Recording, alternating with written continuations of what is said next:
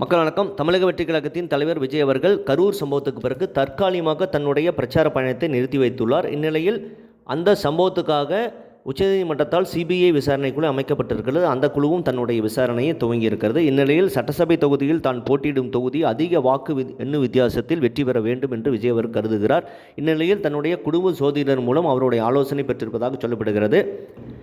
We என்றால் victory. ஆகவே we என்ற எழுத்தில் தொடங்கும் தொகுதியில் போட்டியிட்டால் வெற்றி வாய்ப்பு மிக பிரகாசமாக இருக்கும், அதுதான் உங்களுக்கு ராசியாக இருக்கும் என்று அந்த ஜோதிடர் சொல்லியதாகவும் சொல்லப்படுகிறது. ஆகவே வி என்ற எழுத்தில் துவங்கும் தொகுதி பட்டியல் என்றால் விக்கிரவாண்டி, வில்லிவாக்கம், விருதாச்சலம், விருகம்பாக்கம், வீரபாண்டி, விராலிமலை, விருதுநகர், விளாத்திக்குளம், விளவங்கோடு என்ற தொகுதிகள் வருகின்றன. விஜய் அவர்கள் தன்னுடைய கட்சியை துவங்கி முதல் மாநாட்டை விக்கிரவாண்டியில் மிகப்பெரிய வெற்றி மாநாடு நடத்தி அது மிகவும் அரசியல் ரீதியாக பேசப்பட்டது என்பது குறிப்பிடத்தக்கது. பிறகு மதுரை மாநாடு, பிறகு மக்கள் சந்திப்பு நிகழ்ச்சியை அவர் நடத்தினார். கரூர் சம்பவம் ஒரு எதிர்பாராத நிகழ்வாக நடந்துவிட்டது. மிக துயரமான சம்பவம். அதன் பிறகு விஜய் அவர்கள் வெளியே வந்து எந்த நிகழ்ச்சியும் கலந்து கொள்ளவில்லை, எந்த அரசியல் நிகழ்ச்சியும் அவர் பேசவில்லை என்பது குறிப்பிடத்தக்கது. கரூர் சம்பவத்தில் பாதிக்கப்பட்ட மக்களை விரைவில் அவர் சென்று சந்திப்பார். தவாகவின் சார்பாக பாதிக்கப்பட்ட குடும்பங்களுக்கு 20 லட்சம் ரூபாய் நிதி மட்டும் அறிவிப்பு வெளியிட்டிருக்கிறார் விஜய் அவர்கள்.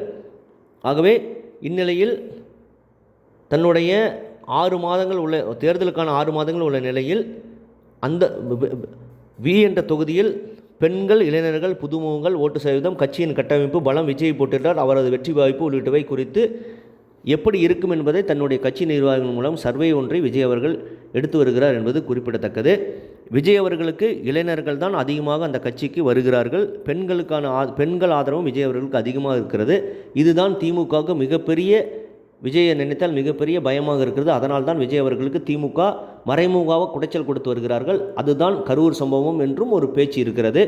ஆகவே அவரும் திமுக தான் தன்னுடைய அரசியல் எதிரி என்று கட்சி ஆரம்பித்த முதலே திமுகவை எதிர்த்து கட்சி மிக பலமாக ஒரு அரசியலை செய்து வருகிறார்.